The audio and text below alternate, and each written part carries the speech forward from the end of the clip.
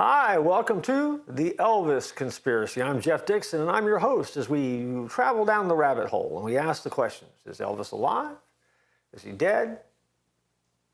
Did he ever die? Did he come back to life? Has he left the building? What happened to Elvis? It's like playing a game of Where's Waldo, isn't it? Where's Elvis?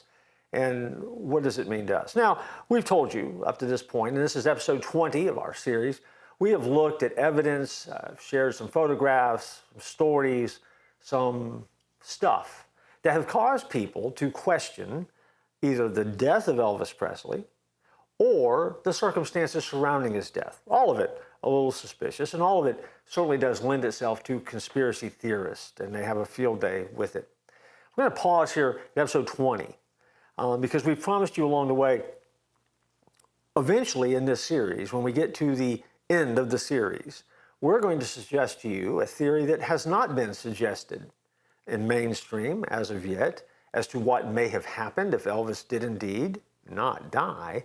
But then more importantly, we're going to make some very powerful spiritual applications about the king, Elvis, but the real king, Jesus, and why the conversation we've been having really does matter so much. And for some of you who like to watch this and you feel like that the Church 434 in Motion as a channel helps you to grow, this Elvis conspiracy theory gets some of you scratching your heads going, what has this got to do with anything? Well, you know what? We're trying to reach an amazing group of people out there that all have questions, and this helps lend itself to reaching people who ask questions about conspiracies, even about Elvis. And so let's just pause for a minute and do a quick review of not where we've been, but just some lingering questions, a sampling, if you will, a sample of stuff that I think it's safe to say are contradictions surrounding the death of Elvis Presley. For example, I shared with you early in the series that one of the connections that I had to the story of Elvis Presley came through Elvis Presley's stepbrother, Rick Stanley, who I was at seminary with and spent some time in class with and had a number of conversations with him. One of the contradictions would be for Rick and his brothers. The question would be simple. Why can't the Stanley boys get together and decide how their stepbrother Elvis died? Rick Stanley said that Elvis suffocated in the shag carpeting. David Stanley, according to columnist Liz Smith, said it was definitely suicide. Earlier, they suggested that there were drugs, while stepmother Dee Presley says it was something else. And when the family members can't come up with the same story, it begs the question, why the contradictions? I mean, if it's apparent what happened, why would there be more than one story from people who were close to Elvis? A contradiction. Another contradiction shows up in Mike Edwards' book. It's called Priscilla, Elvis, and Me. In chapter 28, Edwards asks Priscilla what really happened between her and Elvis, and she responds, I grew up. Now, if you know the story of Elvis, she was young, brought her to the United States, they got married. She talks about Elvis not being satisfied, that he was tired of singing rock and roll, and that his age was starting to scare him. Later, Priscilla on Oprah was asked about Elvis being alive, and when she was asked about it, she avoided the question and she simply said, let's let him rest in peace. In 1985, on the cable television special called Elvis Presley's Graceland, she never said that Elvis died. And she also pointed out in that particular show that Elvis's grave was between his mother's and his father's, which is untrue. Anybody that's been to Graceland knows that that's not the way that the graves are laid out. Why? I don't know. Just contradictions in the story. And it begs the question, okay, that's family. So doesn't anybody in the family know how he died, why he died, how it happened, and what are the circumstances surrounding it? Also, in that same program, Elvis Presley's Graceland, it is odd, and it probably means nothing, unless, of course, you're a conspiracy theorist, that in this show that was filmed in 1985, Priscilla calls Elvis a living legend. I don't know about you, but the criteria for being a living legend is being alive. After you're dead, you're just a legend. But she calls him a living legend years after his death. Another contradiction, if you will. Before the lid of the coffin was closed to contain the body of Elvis Presley, it was reported that Joe Esposito removed the diamond taking care of business ring from Elvis's left hand. That was a famous piece of jewelry that Elvis always wore. And so the question always was asked, wouldn't Elvis want to have been buried with it? Shouldn't have Elvis been buried with it? And why was it removed, being such an important part of who Elvis was? That's a contradiction. I've heard that. I've actually heard a fan group that talked a lot about that. I can give an answer to that one, even though it sounds like a contradiction. I've done enough funerals to know that in most occasions, families will take the jewelry of a loved one before they close the casket, even if that jewelry has been on display for the viewing, simply because the family wants to hold on to that heirloom and that remembrance. To me, that's not that big a deal, but yet those who want to make a big deal out of things, so they do. In one of the Stanley Boys' books, Elvis, We Love You Tender, David Stanley says that he recalls seeing no injection marks, anything to indicate drug use.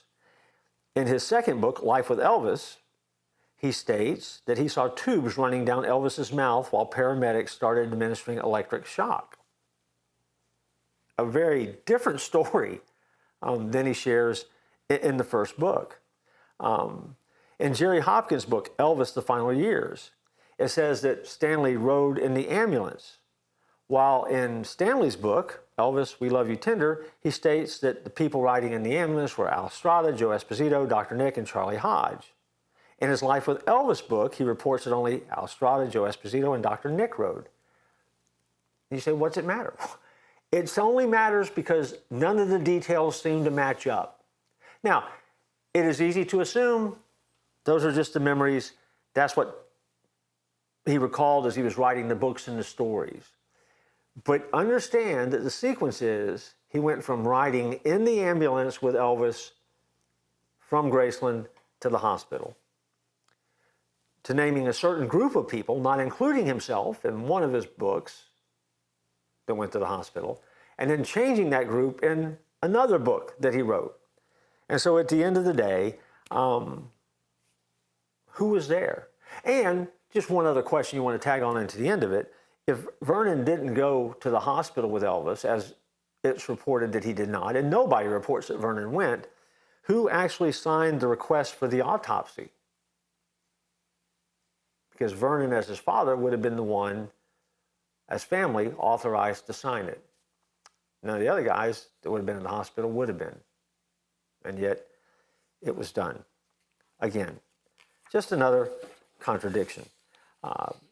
Another question that people ask, why was Lisa Marie riding around the grounds of Graceland on a golf cart, laughing and playing and having a great time right after Elvis died? See, even at age 9, she would have been grief-stricken. And those concerned about security and looks and appearances certainly would have thought to take care of this child that was having the free reign around Graceland, especially on a day when her father has passed away and they're trying their best to move through the process of getting him to the hospital, taking care of business, if you will, and of course, eventually letting the public know. Question number next, or contradiction number next. Why was Vernon Presley talking business with the Colonel within hours after Elvis's death? I mean, grief certainly should be setting in. Shock should be setting in. It's the loss of a loved one. The default shouldn't be, probably wouldn't be, taking care of business. And yet, once again, it was. Other contradiction. Why did Vernon state that he opened the gates to the grieving fans because it was Elvis's request? Obviously, Elvis knew something we didn't. Because why would Elvis think that his father would outlive him to be able to honor that request. Elvis at age 42 certainly would have assumed that he would normally outlive his father, who was aging at the time and whose health wasn't always that great. And yet Vernon knew that Elvis's request, that Elvis had stated to him that he wanted the gates of Graceland open. Yeah, it makes no sense. I got it. And then finally, the last contradiction. And then we'll just stop, because contradictions never seem to end, do they, in the life of Elvis Presley?